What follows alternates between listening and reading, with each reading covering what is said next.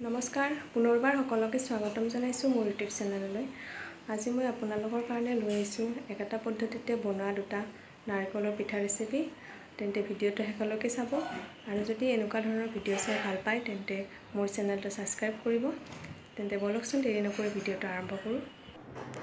পিঠা দুটা বনাবৰ কাৰণে আমাক লাগিব নাৰিকল, যিখিনি মই ৰুকি লৈছোঁ, আৰু লৈছোঁ চেনি, ৰিফাইণ্ড অইল, 2টা ইলাচি আৰু এটা ডাঙৰ কাপেৰে একাপ গাখীৰ লৈছোঁ। আৰু এইখিনি মই আটা আৰু ময়দা মিক্স কৰি পুৰি বনোৱাৰ দৰে মাৰি লৈছোঁ। প্ৰথমতে আমি নাৰিকলখিনি ভাজি ল'ম।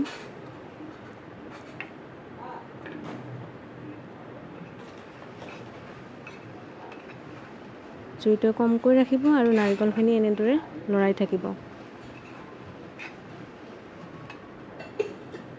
নাৰিকলখিনিত মই শুকান কমলাৰ বাকলি দি লৈছোঁ, যাতে ইয়াৰ পৰা এটা ধুনীয়া গোন্ধ ওলায়। এইটো অপশ্যনেল হয়, আপুনি নিদিবও পাৰে।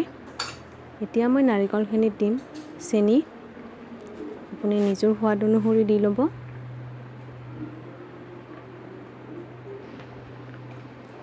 নাৰিকলখিনি ভালদৰে ভাজি থাকিব আৰু এইখিনি ভাজা হৈ যোৱাৰ পিছত মই এখন প্লেটত উলিয়াই লৈছোঁ আৰু এইখিনি ঠাণ্ডা হ'বলৈ ৰাখি দিছোঁ। এতিয়া মাৰি থোৱা আটা আৰু ময়দাৰ ড্ৰপটো এনেদৰে সৰু সৰুকৈ বল বনাই লৈছোঁ। এতিয়া পুৰি বনোৱাৰ দৰে এনেদৰে সৰু সৰুকৈ বেলি ল'ম। এতিয়া আমি ইয়াৰ পৰা পিঠা বনাম। পিঠা বনাবৰ কাৰণে পুৰিখনত মই চাৰিওফালে অকণমান পানী দি লৈছোঁ আৰু এতিয়া ভাজি থোৱা নাৰিকল 1 চামুচ লৈছোঁ।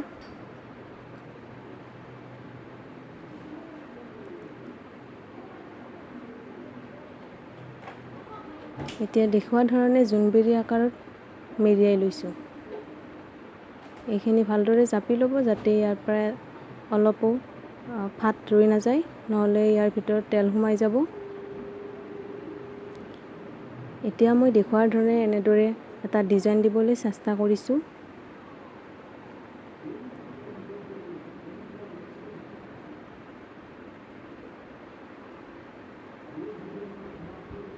এনেধৰণে মই গোটেইকেইটা পিঠা ৰেডি কৰি লৈছোঁ।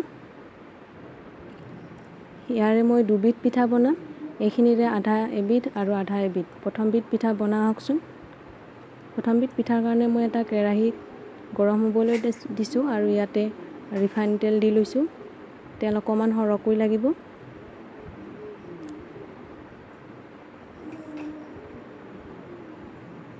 প্ৰথমতে তেলটো ভালদৰে গৰম হ'বলৈ দিব। যেতিয়া তেলটো গৰম হ'ব তেতিয়া গেছটো কমাই ল'ব আৰু ইয়াতে এটা এটাকৈ পিঠা ভাজি যাম।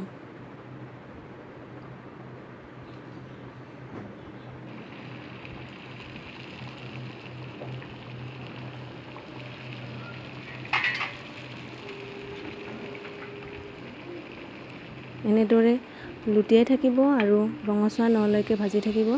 এয়া দেখিছেনে, আমাৰ ৰেডি হৈ গ'ল নাৰিকল দিয়া পিঠা।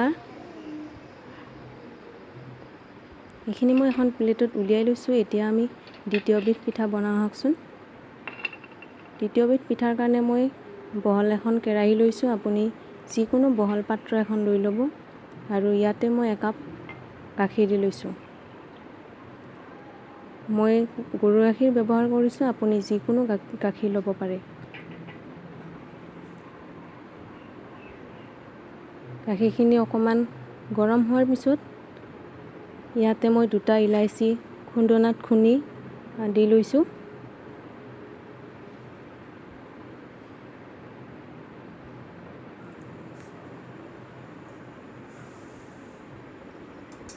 জুইটো মিডিয়ামকৈ ৰাখিব আৰু এইখিনি গৰম হোৱাৰ পিছত মই অকণমান চেনি দি লৈছোঁ। আপুনি নিজৰ সোৱাদ অনুসৰি দি ল'ব। চেনিখিনি ভালকৈ গলি নোযোৱালৈ এইখিনি লৰাই থাকিব।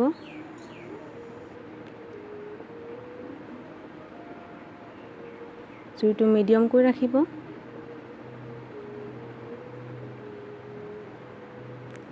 চেনিখিনি গলি যোৱাৰ পিছত মই এটা এটাকৈ পিঠা ইয়াতে দি যাম।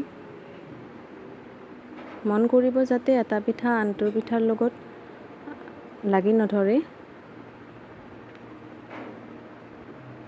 এতিয়া মাজে মাজে এনেদৰে লুটিয়াই থাকিম।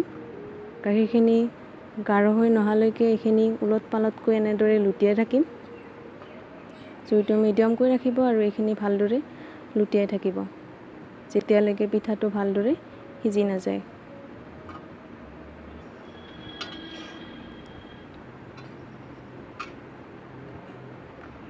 এইখিনিলৈকে আপোনালোকৰ যদি ভিডিঅ'টো ভাল লাগিলে প্লিজ লাইক শ্বেয়াৰ কমেণ্ট কৰিব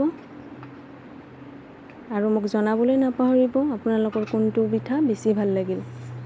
দেখিছেনে গাখীৰখিনি ভালদৰে গাঢ় হৈ আহিছে। এয়া আমাৰ ৰেডি হৈ গ'ল নাৰিকল দিয়া পিঠা আৰু গাখীৰৰ লগত। আৰু এবিধ বনাইছোঁ গাখীৰৰ লগত, এবিধ বনাইছোঁ তেলেৰে ভাজি। আপোনালোকে জনাবচোন আপোনালোকৰ কোনটো ভাল লাগিল। তেন্তে আজিলৈ আহিছোঁ। ভিডিঅ'টো শেষলৈকে চোৱাৰ বাবে ধন্যবাদ।